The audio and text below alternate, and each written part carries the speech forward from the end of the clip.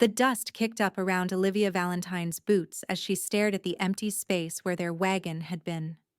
The note, still clutched in her trembling hand, fluttered in the hot prairie wind of 1873. Gone to find my fortune in California. Don't wait for me. Thomas. The crops had withered under the relentless Kansas sun, their dreams along with them. Olivia crumpled the note and threw it to the ground, watching as the wind carried it across the barren field that had once promised so much. At 23, she never imagined she'd be abandoned on a failing homestead with nothing but a half-empty cabin and debts piling higher than the sparse corn stalks that refused to thrive in the parched earth. She made her way back to the small cabin, each step heavier than the last. The small plot of land that she and Thomas had staked their claim on 3 years ago had seemed so full of promise then. Now it was just another failed dream in a long line of broken promises. Inside the cabin, Olivia splashed water on her face from the basin and caught her reflection in the small mirror hanging on the wall. Her auburn hair was pulled back in a practical bun, wisps escaping to frame her face. The freckles across her nose had multiplied under the Kansas sun, and her green eyes, once bright with hope, now held the weariness of someone who had seen too many hardships too young. A knock at the door startled her. Visitors were rare out this far from town. "Hello? Anyone home?" A deep voice called. Olivia grabbed her father's old shotgun from beside the door before cracking it open. Standing on her porch was a tall man with broad shoulders, his hat in his hands. His dark hair fell just below his ears, and a short beard framed a strong jawline. He had the weathered look of someone who spent most of his time outdoors. "Can I help you?" she asked warily. "Name's Victor Dawson, madam. I own the Triple D Ranch about 5 miles west of here." His eyes, a striking blue, met hers directly. "I was passing by and noticed your fields aren't doing too well." Olivia's grip tightened on the shotgun. "That's not your concern, Mr. Dawson." He nodded respectfully. "No offense meant. It's just that I knew the fella who had this place before. Heard he left recently." "This morning," Olivia said before she could stop herself. Victor's eyes widened slightly. "I'm sorry to hear that. Are you?" Olivia's voice was sharp with fresh pain. "What do you want, Mr. Dawson?" "I need help at my ranch. Got more cattle than I can manage alone, and my last hand moved on to Wyoming." He shifted his weight. "I've got work for both of us, if you're interested." "Both of us?" Olivia asked, confused. "You and the land," he explained. "You work for me, and I'll help get water to this parched soil of yours. Got a creek running through my property that could be diverted. By next season, you might have something worth harvesting." Olivia narrowed her eyes. "Why would you help me?" "Because good neighbors are hard to come by out here, and I've been watching this place struggle." He shrugged. "And truth be told, I could use someone who knows how to cook a decent meal. Been living on my own beans and jerky for too long." Olivia considered his offer. She had little choice with Thomas gone and the crops failed. The bank would take the land by winter. But pride still ran deep. "I don't take charity, Mr. Dawson." "It's not charity if you're earning your keep. I pay fair wages." His eyes crinkled slightly at the corners. "And I've tasted my own cooking long enough to know I'm doing us both a favor by asking for your help." Against her better judgment, Olivia found herself almost smiling. "When would you need me to start?" "Tomorrow morning would be fine. I can come by at sunrise with the wagon." He placed his hat back on his head. "Pack whatever you need. There's a small cabin near the main house where you can stay." After Victor left, Olivia sat at her small table, pondering her limited options. She could try to work the land alone, almost certainly fail, and lose everything. She could go back east to her parents, admitting defeat. Or she could take this cowboy's offer, maintain her independence, and perhaps save her homestead. By dawn the next day, Olivia had her few belongings packed in a trunk. She'd spent the night reinforcing the cabin against potential intruders and wildlife, unsure when she'd return. As the first rays of sunlight painted the horizon, she heard the rumble of wagon wheels. Victor helped load her trunk, his movements efficient and respectful. As they set off toward his ranch, Olivia took one last look at her failing homestead. For the first time since finding Thomas's note, she felt something other than despair, a tiny flicker of hope. The Triple D Ranch sprawled across the rolling hills, far more impressive than Olivia had expected. A substantial two-story house stood proudly as the centerpiece, with a large barn, corral, and several smaller outbuildings nearby. Cattle dotted the pastures as far as she could see. "You run all this by yourself?" Olivia asked, unable to hide her surprise. "Had two hands until recently. One moved on, the other." Victor's expression darkened. "Had an accident with a stallion we were breaking. He'll recover, but he's back east with his family for now." He guided the wagon to a small but sturdy cabin about 50 yards from the main house. "This'll be yours. It's not fancy, but it's clean and sound." The cabin was indeed simple, one room with a bed, table, two chairs, a small stove, and a chest of drawers. But it was well built and had a solid door with a lock, which eased some of Olivia's concerns about living alone on a strange man's property. "I'll give you time to settle in. Come up to the main house for supper at 6, and we'll discuss your duties." With that, Victor tipped his hat and left her to unpack. Olivia spent the afternoon organizing her few possessions and exploring the immediate surroundings of her new temporary home. The cabin sat near a stand of cottonwoods that provided welcome shade, and a small vegetable garden lay nearby, though it appeared neglected. At 6, she made her way to the main house, her hair freshly pinned and her one good dress brushed free of travel dust. Victor opened the door before she could knock. "Right on time," he said with approval, stepping back to let her enter. The interior of the house surprised her. While clearly a bachelor's home, it was clean and orderly, with sturdy furniture and a few unexpected touches, a bookshelf filled with volumes, a piano in the corner, and framed landscapes on the walls. "You play?" Olivia asked, gesturing toward the piano. "Poorly," Victor admitted with a smile. "My mother insisted I learn, said it would make me civilized. Not sure it took." Dinner was a simple affair of beans, cornbread, and surprisingly tender beef. As they ate, Victor outlined what he expected cooking: cleaning the main house, tending the neglected vegetable garden, and occasional help with the ranch accounts. "I can read and cipher well," Olivia told him. "My father insisted all his daughters be educated." "Good. The accounts are a mess. I'd rather be with the cattle than wrestling with numbers." Victor pushed his plate away. "About your land, I meant what I said. I've got men coming next week to start digging an irrigation ditch from my creek to your property line. By spring, you could have water." Olivia set down her fork. "Why are you really helping me, Mr. Dawson?" His blue eyes held hers steadily. "Because I know what it's like to have dreams drying up before your eyes. My father nearly lost this place twice before I took over. Good fortune and hard work saved us. Sometimes people just need a chance." Something in his direct gaze made Olivia believe him, though caution still tempered her response. "Thank you. I'll work hard to earn my keep." "I don't doubt it, Miss Valentine." The days quickly fell into a rhythm. Olivia rose before dawn to prepare breakfast for Victor and herself. She spent her mornings cleaning the main house and afternoons tending to the vegetable garden, which responded enthusiastically to her care. Evenings were devoted to organizing Victor's chaotic account books. Victor was gone for much of each day, working with the cattle or riding the boundaries of his property.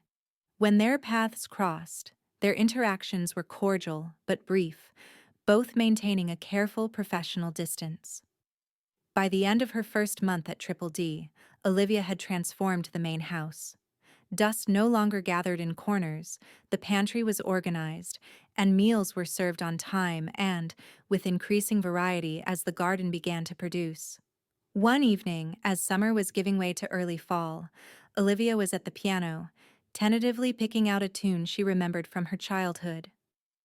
She didn't hear Victor enter until he spoke. "You play better than I do."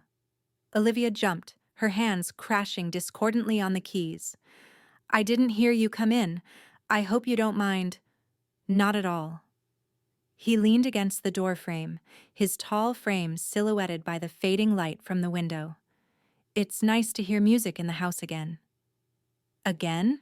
Olivia asked, curious about this glimpse into his past. Victor moved into the room, removing his hat. "My mother played every evening, said music civilized the frontier." A small smile touched his lips. "My father claimed it was the only reason he bothered coming in from the fields most days." "They sound like they were well matched." "They were." His expression grew distant. "They died within months of each other, 3 years ago. Influenza." "I'm sorry," Olivia said softly. "Is that when you took over the ranch?" He nodded. "Had been working alongside my father since I was 12, but it's different when it's all on your shoulders." He gestured to the piano. "Would you play something? A real song, not just my clumsy attempts." Olivia turned back to the keys, suddenly self-conscious. "I'm not very accomplished." "More than me, I'd wager." She began to play a simple folk tune, one her mother had taught her years ago. The melody filled the quiet house, and for a moment, they both seemed transported away from the harshness of frontier life. When she finished, Victor was watching her with an expression she couldn't quite read. "Thank you," he said simply. "Would you mind playing occasionally in the evenings? It makes this place feel more like a home." Olivia nodded, unexpectedly touched by his request. "I'd be happy to." After that evening, something shifted between them. Their conversations at dinner grew longer, extending beyond ranch business to personal histories and opinions on everything from politics to literature. Olivia discovered that Victor was surprisingly well-read for a rancher, and he seemed genuinely interested in her thoughts. As October arrived, bringing cooler air and golden light to the prairie, Olivia found herself looking forward to their evening conversations with increasing anticipation. One crisp afternoon, she was hanging laundry when she heard hoofbeats approaching. Expecting Victor, she was surprised to see a stranger riding toward the house. The man was lean and hard-looking, with cold eyes that assessed her in a way that made her skin crawl. He reined his horse to a stop near where she stood. "Afternoon, madam," he said, tipping his hat without warmth. "Dawson around?" "He's checking the north pasture. Should be back before sunset," Olivia replied, keeping her voice even despite her discomfort. The man's gaze slid over her again. "You must be new. Don't recall seeing you last time I came through." "I work for Mr. Dawson," she said simply, not offering more information. "Interesting." The man's thin lips curved in what might have been a smile. "Tell him Owen Blackwell came by. We've got business to discuss." Before Olivia could respond, the man wheeled his horse and rode toward the main house, dismounting and making himself comfortable on the porch as if he owned it. Olivia quickly finished hanging the laundry and hurried to her cabin, locking the door behind her. Something about Blackwell unsettled her deeply. When Victor returned at dusk, Olivia watched from her window as he spoke with Blackwell on the porch. Even from a distance, she could see the tension in Victor's posture. The conversation appeared heated, with Blackwell gesturing emphatically while Victor stood rigid, arms crossed over his chest. Finally, Blackwell mounted his horse and rode off, but not before pointing back at the house in what looked like a threatening manner. Later that evening, there was a knock at her cabin door. Victor stood outside, his expression troubled. "Is everything all right?" Olivia asked, stepping aside to let him in. "That depends." Victor removed his hat, turning it in his hands. Has anyone else been by the ranch when I was out? Anyone asking questions? No. Just that man today. He said his name was Owen Blackwell. Victor's jaw tightened. Blackwell's been trying to buy me out for 2 years. His cattle operation to the south is expanding, and he wants my water rights. He looked at her directly. He's not a good man, Olivia. If he comes around again when I'm not here, don't engage with him. It was the first time Victor had used her given name, and despite the serious conversation, Olivia felt a small thrill at the sound of it on his lips. He seemed dangerous, she admitted. He is. Victor's voice was grim. There are rumors about homesteaders who refuse to sell to him fires, poisoned wells, cattle stampeding through crops. Nothing that could be proven, but too many coincidences. Like my failed crops? Olivia asked, sudden suspicion blooming. Victor shook his head. Drought did that. But your land is strategic, it lies between mine and the county road. If Blackwell owned it, he could control access to the Triple D. Understanding dawned on Olivia. Is that why you offered to help me? To keep my land out of Blackwell's hands? Partly, Victor admitted, but not entirely. Their eyes met, and something unspoken passed between them. I should let you get some rest. Just be careful. The next morning, Olivia rode with Victor to check on the irrigation work that had begun at her homestead. The sight of men digging the channel that would bring water to her parched land filled her with a complicated mix of emotions: hope for her future, gratitude toward Victor, and a growing awareness that her feelings for him had become more than professional. By spring, this whole area could be green, Victor said, gesturing across her property. The soil here is good. It just needs water. I can never repay you for this, Olivia said quietly. You already are. The ranch hasn't run this smoothly in years. He glanced at her. My mother would have liked you. She valued competence above all else. The compliment warmed her more than it should have. Tell me more about her. As they rode back to the Triple D, Victor shared stories of his parents, how they'd built the ranch from nothing, surviving droughts, blizzards, and the isolation of frontier life through sheer determination and love for each other. They were partners in everything, he said. My father once told me that was the secret to their success. He said a man needs a woman who's his equal, not his servant or his ornament. Your father sounds like a wise man. He was. Victor's voice held pride and lingering grief. What about your parents? You've spoken little of them. Olivia sighed. They're good people. My father is a schoolteacher in Pennsylvania. They didn't approve of Thomas or my coming west. They thought it reckless. And now? Now I expect they'd say they were right. She straightened in the saddle. But I'm not ready to admit defeat.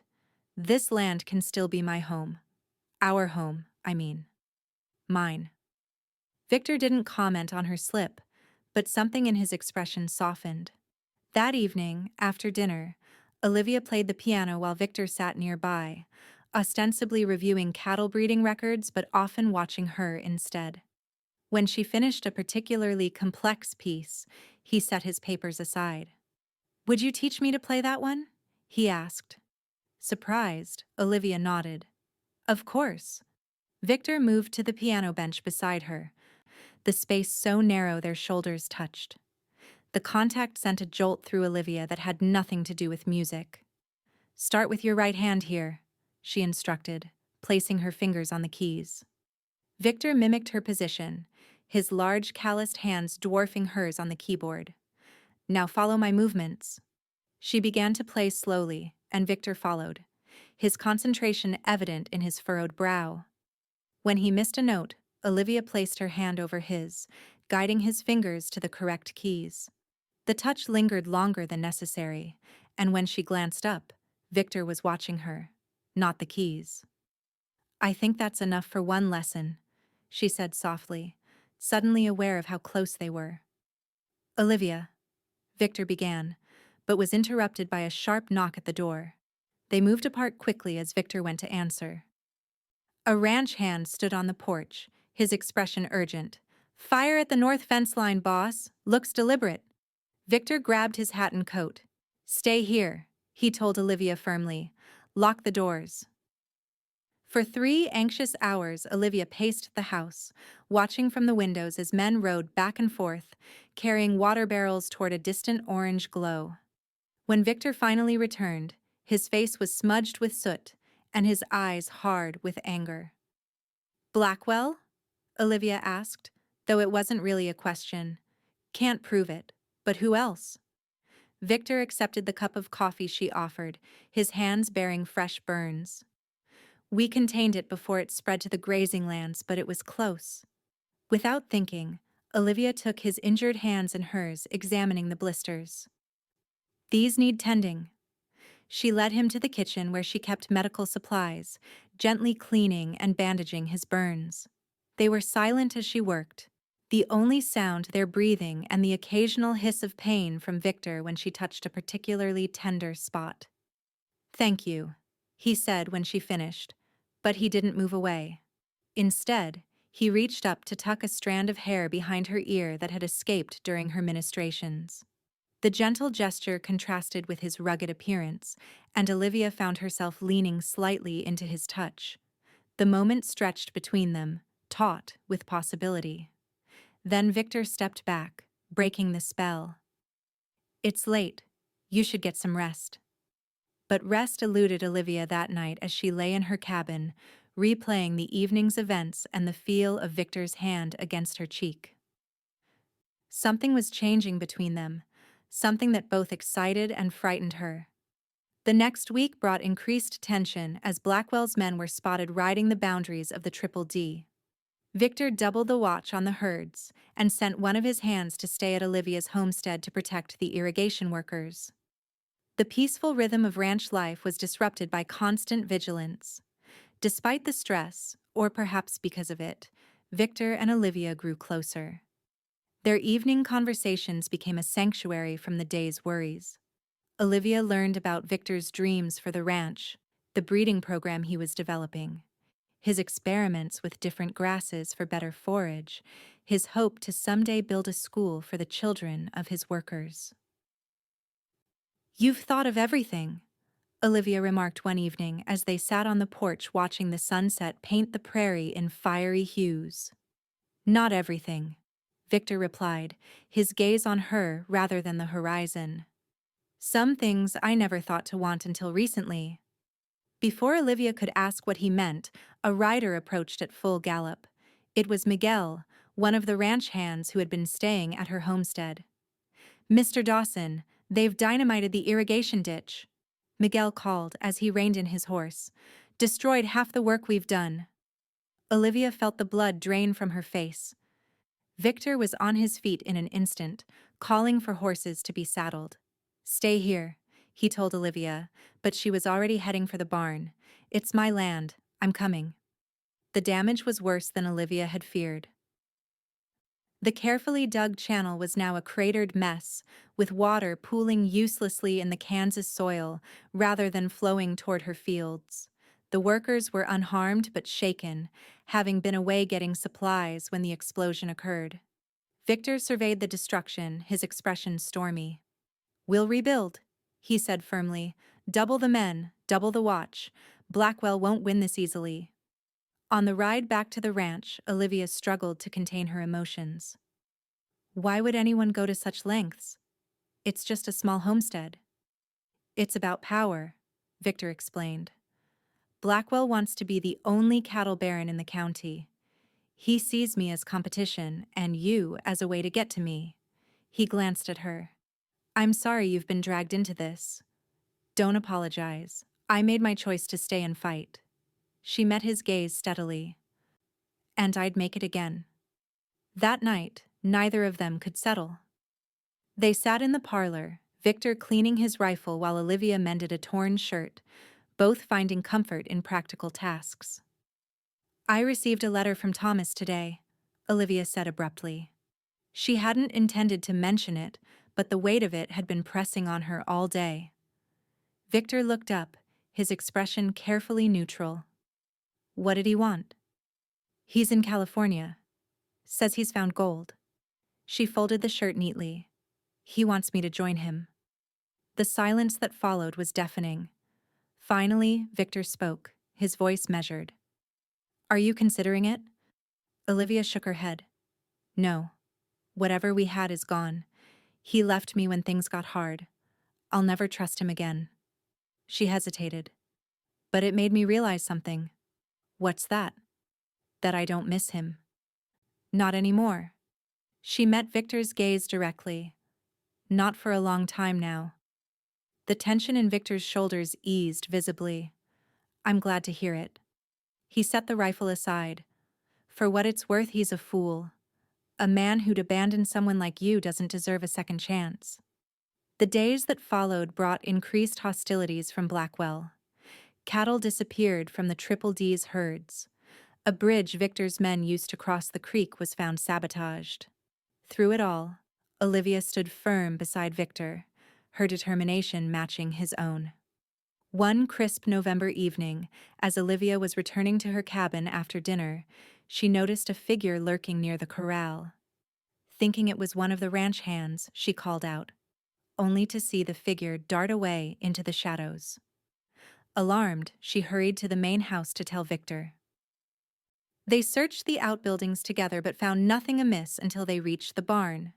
There, behind a stack of hay bales, they discovered oil-soaked rags and matches the makings of an arson attempt that could have destroyed the barn, and potentially the entire ranch.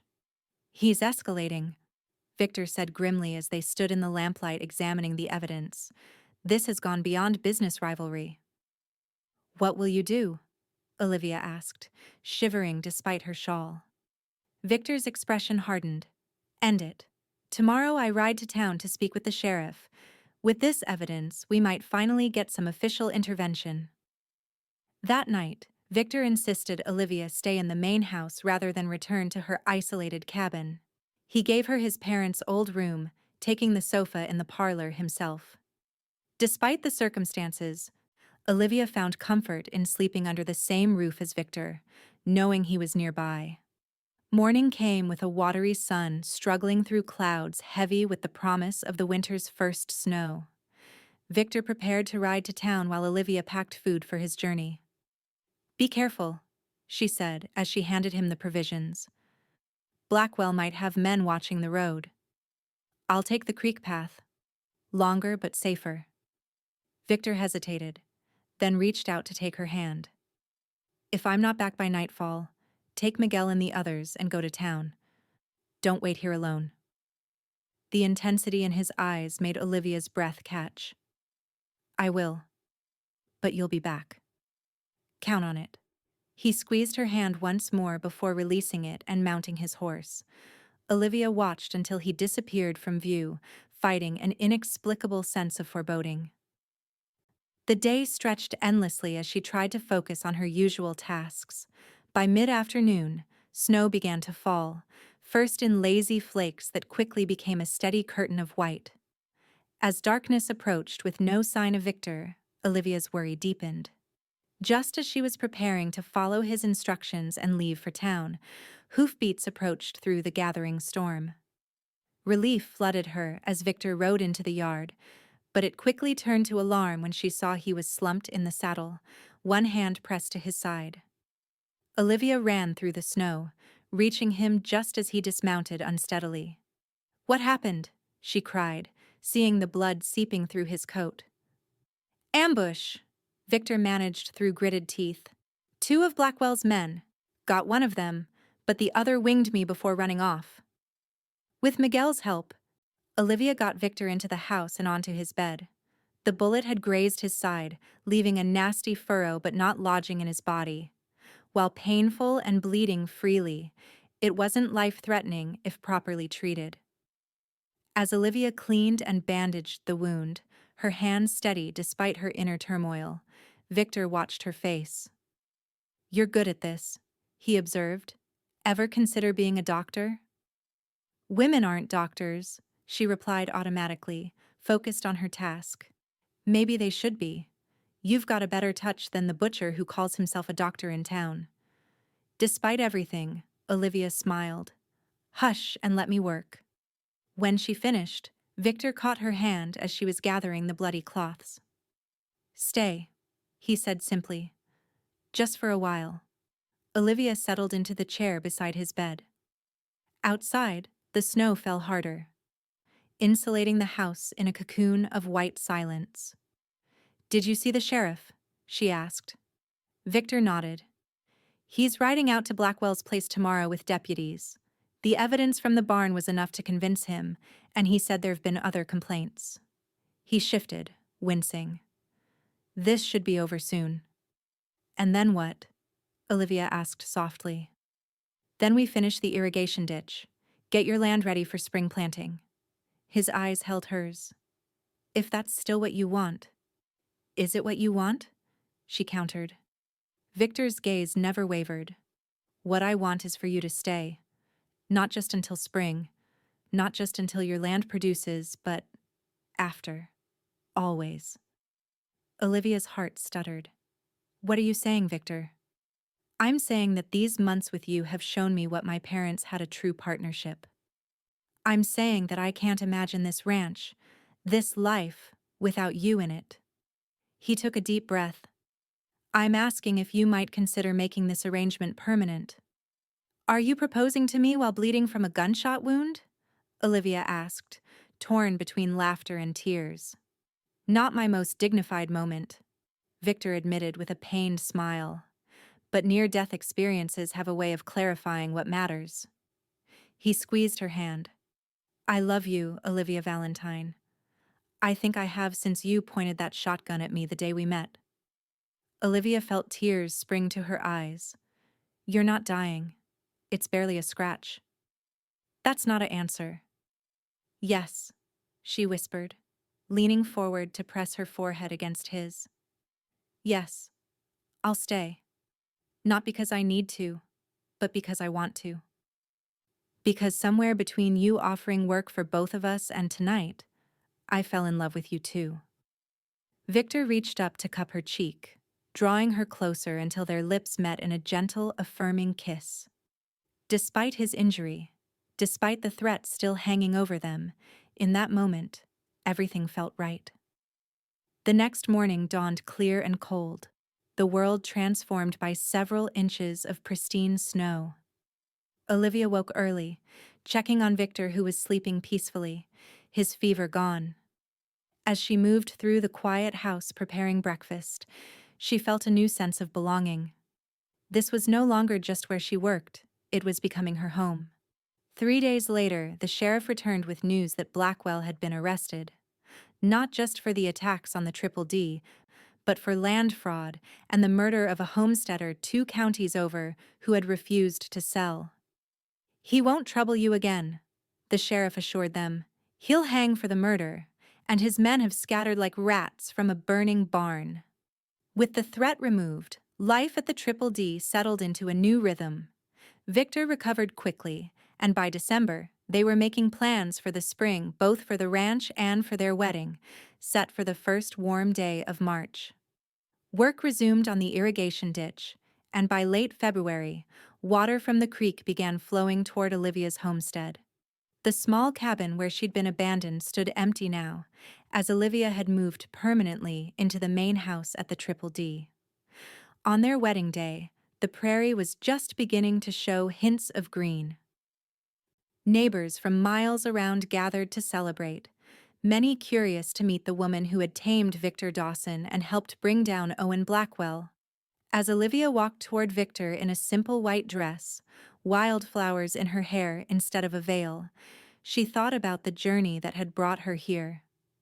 Thomas's abandonment had seemed like the end of her dreams, but it had actually been the beginning of something far more precious, a love built on mutual respect, shared hardship, and genuine partnership.